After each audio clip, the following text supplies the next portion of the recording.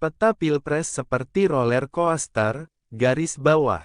Ganjar yang setahun dikdaya di survei, kini keok di survei CSIS.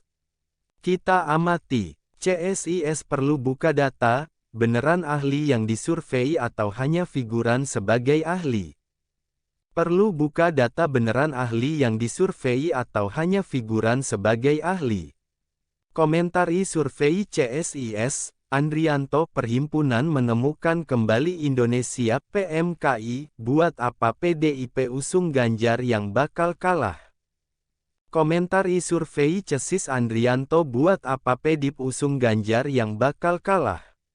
Survei terbaru Center for Strategic and International Studies CSIS, yang memperkirakan pemilihan presiden 2024 akan dimenangi Gubernur DKI Jakarta, Anies Baswedan jika head-to-head dengan Gubernur Jawa Tengah, Ganjar Pranowo dan Ketum Partai Gerindra, Prabowo Subianto, menjadi kejutan bagi beberapa kalangan.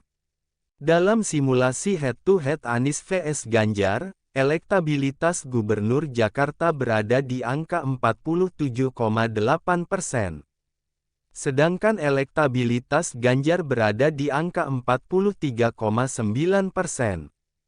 Anies masih mengungguli Ganjar sekitar 3,9%. Sementara itu, jika Anies head-to-head dengan Prabowo, selisih suaranya cukup jauh, yakni 48,6% untuk Anies dan 42,8% untuk Prabowo. Keterkejutan pada hasil survei itu, salah satunya diutarakan aktivis Perhimpunan Menemukan Kembali Indonesia PMKI Andrianto. Bukan tanpa sebab, kata dia, dalam lembaga survei lain justru hasilnya berbeda.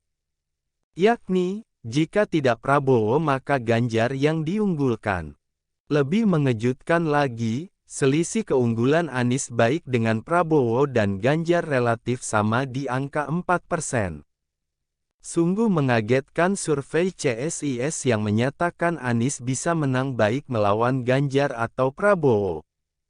Ujar Andrianto kepada kantor berita politik RMOL.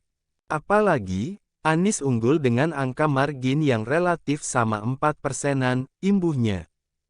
Dia memandang survei tersebut tidak untuk meninggikan Anies, tetapi lebih kepada sindiran pada sudut pandang lain terhadap PDI Perjuangan tempat Ganjar bernaung.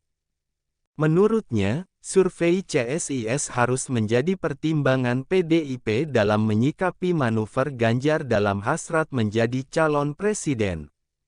Terlebih, PDIP masih punya nama yang lebih baik yakni Puan Maharani yang kini menjabat Ketua DPR RI. Saya melihat survei itu sebagai sinyal bagi PDIP untuk usung Puan Maharani sebagai capres di 2024 nanti, katanya. Toh dari survei CSIS itu terbukti Ganjar keok dari Anies. Lalu buat apa PDIP usung Ganjar yang bakal kalah, pungkasnya.